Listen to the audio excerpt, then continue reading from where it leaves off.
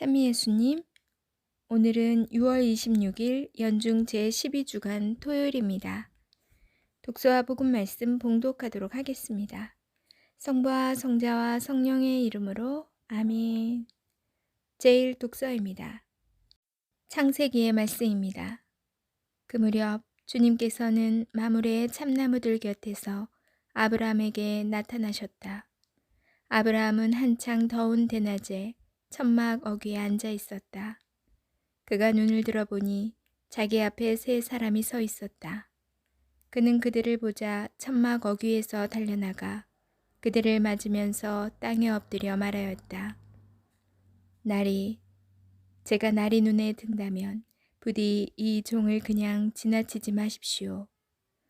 물을 조금 가져오게 하시어 발을 씻으시고 이 나무 아래에서 쉬십시오. 제가 빵도 조금 가져오겠습니다. 이렇게 이 종의 곁을 지나게 되셨으니 원기를 돋우신 다음에 길을 떠나십시오. 그들이 말씀하신 대로 그렇게 해주십시오 하고 대답하였다. 아브라함은 급히 천막으로 들어가 사라에게 말하였다. 빨리 고운 밀가루 세 스아를 가져다 반죽하여 빵을 구우시오. 그러고서 아브라함이 솥대가 있는 데로 달려가 살이 부드럽고 좋은 송아지 한 마리를 끌어다가 하인에게 주니 그가 그것을 서둘러 잡아 요리하였다. 아브라함은 엉긴 젖과 우유와 요리한 송아지 고기를 가져다 그들 앞에 차려놓았다. 그들이 먹는 동안 그는 나무 아래 서서 그들을 시중들었다. 그들이 아브라함에게 대개 부인 사라는 어디에 있습니까? 하고 물으니 그가 천막에 있습니다 하고 대답하였다. 그러자 그분께서 말씀하셨다. 내년 이때 내가 반드시 너에게 돌아올 터인데 그때에는 너의 아내 사라에게 아들이 있을 것이다. 사라는 아브라함의 등 뒤 천막 어귀에서 이 말을 듣고 있었다. 아브라함과 사라는 이미 나이 많은 노인들로서 사라는 여인들에게 있는 일조차 그쳐 있었다. 그래서 사라는 속으로 웃으면서 말하였다. 이렇게 늙어버린 나에게 무슨 육정이 일어나랴. 내 주인도 이미 늙은 몸인데. 그러자 주님께서 아브라함에게 말씀하셨다. 어찌하여 사라는 웃으면서 내가 이미 늙었는데 정말로 아이를 낳을 수 있으랴 하느냐. 너무 어려워 주님이 못할 일이라도 있다는 말이냐. 내가 내년 이맘때 너에게 돌아올 터인데 그때에는 사라에게 아들이 있을 것이다. 사라가 두려운 나머지 저는 웃지 않았습니다 하면서 부인하자 그분께서 말씀하셨다. 아니다. 너는 웃었다. 주님의 말씀입니다. 하느님 감사합니다. 복음 말씀입니다. 마테오가 전한 거룩한 복음입니다. 예수님께서 카파르나움에 들어가셨을 때 한 백인 대장이 다가와 도움을 청하였다. 그가 이렇게 말하였다. 주님, 제 종이 중풍으로 집에 드러누워 있는데 몹시 괴로워하고 있습니다. 예수님께서 내가 가서 그를 고쳐주마 하시자 백인 대장이 대답하였다. 주님, 저는 주님을 제 지붕 아래로 모실 자격이 없습니다. 그저 한 말씀만 해주십시오. 그러면 제 종이 나을 것입니다.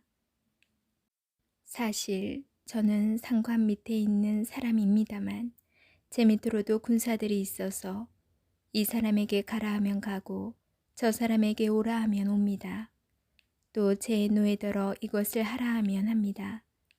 이 말을 들으시고 예수님께서는 감탄하시며 당신을 따르는 이들에게 이르셨다. 내가 진실로 너희에게 말한다. 나는 이스라엘의 그 누구에게도 이런 믿음을 본 일이 없다. 내가 너희에게 말한다. 많은 사람이 동쪽과 서쪽에 모여와 하늘나라에서 아브라함과 이삭과 야곱과 함께 잔치상에 자리 잡을 것이다. 그러나 하느님 나라의 상속자들은 바깥 어둠 속으로 쫓겨나 거기에서 울며 이를 갈 것이다. 그리고 하느님께서는 백인 대장에게 말씀하셨다. 가거라. 내가 믿은 대로 될 것이다. 바로 그 시간에 종이 나왔다. 예수님께서 베드로의 집으로 가셨을 때 그의 장모가 열병으로 드러누워 있는 것을 보셨다. 예수님께서 당신 손을 그 부인의 손에 대시니 열이 가셨다. 그래서 부인은 일어나 그분의 시중을 들었다. 저녁이 되자 사람들이 마귀 들린 이들을 예수님께 많이 데리고 왔다. 예수님께서는 말씀으로 악령들을 쫓아내시고 앓는 사람들을 모두 고쳐주셨다.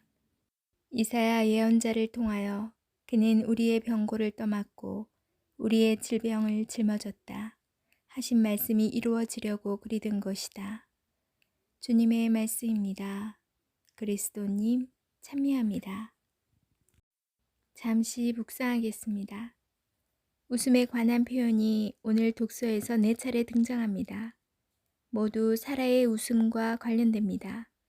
물론 이 웃음은 나중에 그가 웃다라는 뜻의 이름인 이사악의 탄생을 위한 복선입니다. 그러나 사라의 마음으로 사라의 웃음을 읽어본다면 기뻐서 짓는 웃음이라고 생각하기 어렵습니다.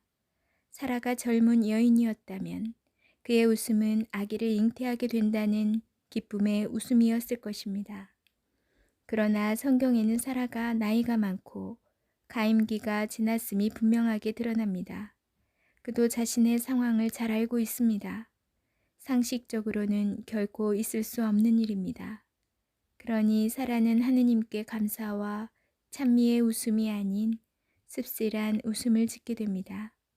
아울러 사라의 웃음은 하느님을 향한 부족한 믿음을 보여줍니다.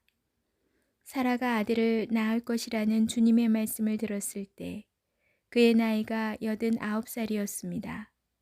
아브라함은 99살이었습니다. 그의 상식과 판단에 따르면 임신과 출산은 불가능한 일이었습니다. 비록 하느님께서 말씀하셨지만 그럴 수는 없는 일입니다. 그래서 아들의 출생 예고를 들었을 때 사라는 신앙의 응답이 아닌 현실적 판단에 따른 응답을 하는 것입니다. 그러므로 성경은 사라가 웃었다는 사실만 우리에게 알려줄 뿐 그가 하느님의 말씀을 믿었다고는 이야기하지 않습니다. 하느님을 믿기가 참으로 쉽지 않습니다. 믿음은 우리의 생각과 상식을 뛰어넘기 때문입니다. 내가 알고 있거나 생각한 대로 또 예측 가능한 대로 흘러간다면 믿음이란 참으로 쉬운 일일 것입니다. 그러나 하느님께서는 인간의 눈에는 불가능한 것이 당신께는 가능하다고, 당신께서는 못하실 일이 없으시다고 말씀하십니다. 우리는 주님의 말씀에 언제나 감사와 찬미를 드리고 있는지, 아니면 우리의 생각과 판단에 따라 쓴 웃음을 짓고 있는지 돌아봅시다. 아멘. 성부와 성자와 성령의 이름으로 아멘. 오늘 복음을 묵상하면서 나는 사라와 같은 모습으로 신앙생활을 많이 하는구나 라는 생각이 들었습니다. 주님을 믿는다고 하지만 정말 하나님께서 하신 말씀을 그대로 진심으로 믿고 있을까요? 현실적으로 그건 안 되겠지. 그냥 성경 말씀에 나온 그냥 말이겠지. 라고 생각하고 사라와 같은 행동을 할 때가 많은 것 같습니다. 미사를 끝나고 미사 안에서는 정말 기쁜 마음으로 사랑하면서 이웃들과 보내야지 하고 나오지만 현실 속에 와서는 그거 다 뒤로 하고 또 내 입장부터 생각하고 내 이익을 생각하고 사랑을 나누고 용서를 하는데 더딘 마음으로 살아갈 때가 많구나 라는 생각이 들었습니다. 나는 혹시 주님의 말씀에 사라와 같이 뒤에서 현실적인 웃음을 짓고 있진 않은지 반성해 볼 필요가 있다고 생각이 듭니다. 오늘 날씨가 무척 덥습니다. 건강 조심하시고 저는 내일 다시 만날게요.